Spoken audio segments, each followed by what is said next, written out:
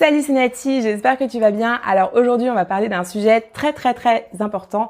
On va parler du prix de vente. Oui, si tu veux vendre ta marque, si tu veux vendre tes produits, que ce soit de la déco, de la mode, des bijoux, de la cosmétique, bref, si tu veux vendre des produits, à un moment donné ou un autre, il va falloir que tu choisisses le bon prix. Fixer le bon prix. Et dans cette vidéo, je veux t'expliquer pourquoi c'est important de bien choisir son prix, indépendamment de l'aspect économique, rentabilité pour ton business. Je veux aussi que tu évites, dans la deuxième partie, je vais t'en parler des 3 erreurs qui sont commises par 99% des entrepreneurs qui démarrent et qui commencent à vendre des produits. Et donc ça, c'est un vrai sujet parce que une fois que tu commets ces erreurs, c'est un peu difficile à rattraper. Donc moi, je veux absolument que tu évites de faire ces erreurs. Et dans la dernière partie, on verra ensemble les points importants à prendre en considération quand tu fixes ton prix pour fixer le bon prix sans te tromper. Alors d'abord, si tu ne me connais pas, moi je vais me présenter, je suis Nati, la créatrice de la marque Inaden, et donc ça fait 7 ans que j'ai lancé ma marque de sac et ça fait 7 ans que je vis de ma passion. Aujourd'hui, sur cette chaîne YouTube Marque Mastery, je partage mon expérience et mes conseils en marketing, en branding et aussi des fois en productivité, organisation, etc. Donc si ce sont des sujets qui t'intéressent, je t'invite à t'abonner tout de suite à ma chaîne en cliquant sur le bouton s'abonner et d'activer les notifications avec la petite cloche.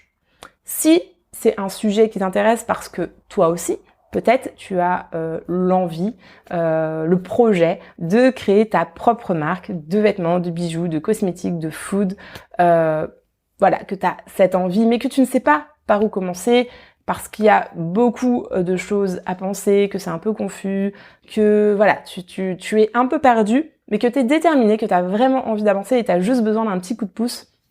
Je t'invite à te procurer mon guide pratique. J'ai écrit un livre, il y a plus de 100 pages, et c'est un guide pratique dans lequel j'explique en pas à pas, je donne ma méthode pour créer sa marque rentable en partant de zéro. Ça a déjà aidé des centaines et des centaines de personnes, donc si ça t'intéresse, si tu as envie d'aller plus loin, si tu as besoin d'un coup de main, si tu as envie de structurer et d'avancer, de concrétiser ton projet, de lancer ta marque, je t'invite à te le procurer. Je te mettrai le lien dans la barre de description de cette vidéo. Alors, pourquoi c'est important de bien fixer son prix? Bien sûr, il y a l'aspect économique qui dit prix, dit chiffre d'affaires. Donc on pourrait se dire, oui, c'est important parce que c'est la rentabilité de mon business, etc. Ok, mais ce n'est pas tout. Aujourd'hui, fixer son prix de vente, c'est aussi envoyer un signal au marché, à ta cible, à tes prospects. Parce que le prix, c'est aussi un marqueur à 2 niveaux. Je m'explique. Le premier niveau, c'est un niveau marketing. Pourquoi je te dis ça? Admettons que toi, aujourd'hui, tu fabriques des vases, d'accord, dans ton atelier et que tu as envie de les vendre. Aujourd'hui, sur le marché, dans le monde de la consommation actuelle, tous les produits ont des produits génériques concurrents. Je m'explique. Aujourd'hui, tu fabriques des vases, tu les fais à la main, tu les signes, ce sont des pièces uniques et tout. Voilà, tu fais un beau travail artisanal. Mais aujourd'hui, des vases, t'en as partout. T'en as dans tous les magasins de déco discount, t'en as dans tous les magasins de décoration haut de gamme, t'en as même dans les supermarchés. Enfin bref, tu as des vases de tout style, de tout genre, à tous les prix, dans tous les matériaux. Et donc voilà, tu as pléthore de produits génériques, d'articles génériques. Alors, est-ce que tu es en concurrence, toi, aujourd'hui, avec tous les vases? Bon, j'en parle longuement dans mon livre, je t'explique aussi comment analyser ta concurrence de manière efficiente et qualifiée, mais clairement, je voudrais que tu comprennes que si tu fais des vases en petite série à la main, de manière artisanale, etc., tu n'es pas en concurrence avec les vases made in China qui sont produits à 500 millions d'exemplaires et qui sont vendus dans tous les produits discount autour du monde. Voilà, clairement, j'aimerais que tu comprennes ça. Mais du coup, ça veut dire quoi? Ça veut dire qu'à partir du moment où tu vas venir fixer, placer un prix sur ton produit, tu vas envoyer un message à ton marché. Et ce message, c'est quoi? C'est que tu te positionnes à un endroit très précis. Et donc, j'aimerais que tu retiennes la phrase suivante, qui est que choisir son prix, c'est choisir ses concurrents. Je répète, choisir son prix, c'est choisir ses concurrents. Donc oui, le prix a un effet, c'est un marqueur marketing parce qu'il va filtrer naturellement, il va te positionner sur le marché et donc il va éliminer une partie des personnes qui ne sont pas directement ta cible. Ça, c'est le premier point. Le deuxième point, c'est que le prix, c'est aussi un marqueur de branding. Donc ça, je vais pas trop faire des démonstrations très longues, mais clairement, ce que tu dois comprendre, et je pense que c'est très intuitif, d'accord, c'est que un prix élevé aujourd'hui sur le marché sera associé à une qualité élevée indépendamment des qualités intrinsèques du produit. Donc, je reformule, ça veut dire quoi? Ça veut dire que lorsque tu vois un prix élevé, de manière presque inconsciente, d'accord, c'est de l'association, c'est un biais d'association, c'est qu'à partir du moment où tu vois un prix élevé, tu te dis, tiens, c'est une qualité élevée. Et à contrario, lorsque tu vois un prix très très très bas, bah, tu te dis, ah, c'est une qualité médiocre. Donc, lorsque tu places un prix sur tes produits, eh bien, tu viens confirmer, valider un positionnement. Attention, je ne suis pas en train de dire qu'il faut fixer un prix hyper élevé pour faire croire aux gens que c'est de la très très bonne qualité. Par contre, ce que je dis, c'est que ton prix, il doit être cohérent avec ton positionnement, avec le positionnement de ta marque et donc avec ta cible. D'accord ? Une petite parenthèse très rapide. Aujourd'hui, les marques de luxe peuvent se permettre de vendre des produits de bonne facture, mais pas forcément exceptionnels, à des prix très élevés, parce que les gens, ils achètent la marque. Les gens achètent la marque, et donc finalement, aujourd'hui, ils tiennent pas forcément compte de la qualité intrinsèque du produit, parce que la qualité première du produit, c'est d'être brandé de cette marque. Voilà, c'est d'avoir le logo de cette marque, et donc c'est ça qui donne de la valeur au produit. Et c'est ça qui justifie un prix élevé. Lorsque toi, tu lances ta marque, tu lances un produit que tu sors de nulle part, si tu mets un prix très élevé, à un moment donné, il va falloir le justifier. Et c'est tout à fait normal. Donc, ça, c'est les deux fonctions de marqueur, marketing et branding, que je veux que tu aies en tête lorsque tu commences à réfléchir à ton prix. Bien sûr, le prix a aussi une fonction économique, d'accord ? Si tu fais le choix d'un prix bas, il faudra que tu fasses le choix du volume. Si tu fais un prix plus élevé, eh bien, tu n'auras pas le choix du volume. Tu feras peut-être moins de ventes, mais tu peux arriver au même chiffre d'affaires. L'effort sera peut-être différent, il ne sera pas placé aux mêmes endroits et tu ne mettras pas en place les mêmes actions. Prenons un exemple. Admettons que tu veux vendre pour 5 000 €, d'accord ? Pour faire 5 000 €, soit tu fais 5 000 produits que tu vends à 1 €, d'accord ? Soit c'est 500 produits que tu vends à 10 €, d'accord ? Soit c'est 50 produits que tu vends à 100 €. Donc voilà, ce sont mathématiquement, c'est les trois façons de faire 5 000 € et donc c'est un peu pareil dans ton business lorsque tu vas fixer ton prix de vente. La question c'est de se dire, ok, est-ce que tu préfères aller vers du volume ou est-ce que tu préfères avoir un prix de vente plus élevé mais de vendre moins de pièces parce que tu sais que de toute façon tu pourras pas écouler, tu pourras pas produire. La question elle est aussi là d'un point de vue économique, est-ce que tu es sur plutôt un business de masse ou est-ce que tu es sur plutôt quelque chose de sélectif? Donc ça, c'est le point au niveau du prix, dans le sens où pourquoi c'est important de bien choisir son prix de vente. Maintenant, j'aimerais attirer ton attention sur les erreurs qui sont le plus souvent commises par rapport à la fixation, à la construction du prix de vente, à la définition du prix de vente.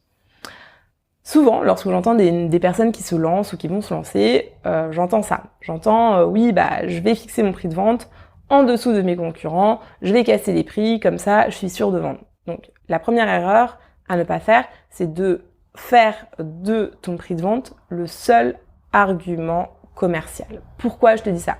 C'est que si tu rentres dans ce schéma, ça va être insupportable pour toi sur la durée et l'objectif, c'est de créer un business rentable, un business durable. Donc, si ton seul argument, c'est d'avoir un prix bas, les gens n'auront aucun affect à tes produits, ni à ta marque, et donc dès qu'il y aura moins cher, ils partiront sur le moins cher. Donc ça veut dire que tu cibles des personnes qui n'auront pas, qui ne seront sensibles qu'à cet argument. Donc c'est quand même assez compliqué parce que tu auras toujours quelqu'un qui va venir proposer moins cher. Donc oui, le prix est un argument, oui, le prix vient impacter la prise de décision de ton client, mais tu ne dois pas en faire le seul argument de vente Et vraiment, ne rentre pas dans une démarche où tu te dis je vais venir casser tous les prix du marché, sauf si derrière tu sais que tu es capable de faire énormément de volume, que tu veux produire énormément de volume, que tu veux inonder le marché et que tu as les moyens de mettre en place cette stratégie. Mais si tu n'es pas sur ce niveau-là, si tu veux faire une belle marque, que tu as envie de proposer des beaux produits, que tu as envie de construire quelque chose sur la durée, vraiment, je t'invite à ne pas réfléchir de cette façon et à ne pas systématiquement te proposer ne pas systématiquement afficher un prix cassé, un prix barré par rapport à ce qui est pratiqué par ta concurrence. Le deuxième point, la deuxième erreur, c'est de fixer son prix au hasard. Alors c'est vrai que dès qu'on commence à rentrer dans de la construction de prix, à des projections financières, à un business plan, etc., ça file des boutons à certains, mais c'est quand même important de te faire accompagner, c'est important de bien réfléchir à la construction de ton prix, parce que si tu le fais par hasard, eh bien il se peut que oui ça marche pendant 1 mois, 2 mois, 6 mois, mais qu'à un moment donné, eh bien peut-être qu'il y a des choses auxquelles tu n'auras pas pensé, que tu n'auras pas anticipé, et finalement tu te rendras compte que c'est pas rentable. Et là, on va arriver dans la phase où il y a la troisième erreur qui est très souvent commise par les personnes qui fixent leur prix au hasard, c'est de se dire c'est pas grave, de toute façon, je peux changer mon prix quand je veux, à tout moment.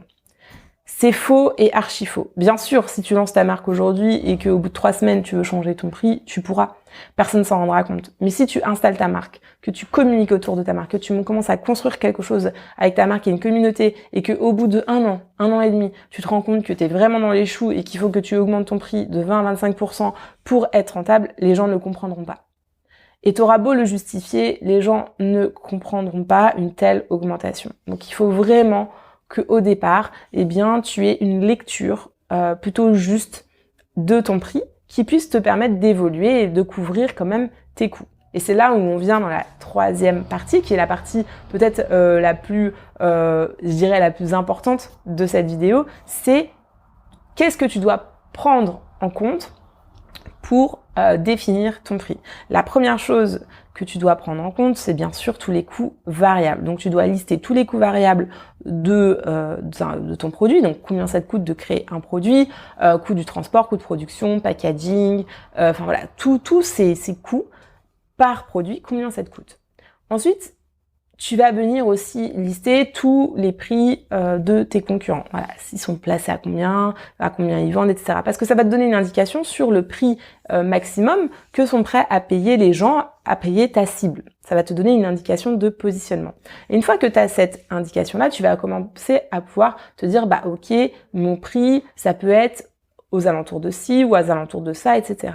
Donc tu vas commencer à avoir une marge unitaire pour chaque produit. Sur cette marge, il faut que tu te poses la question, est-ce que sur cette marge, tu as suffisamment de marge de manœuvre, justement, par exemple, pour pouvoir faire de la distribution wholesale.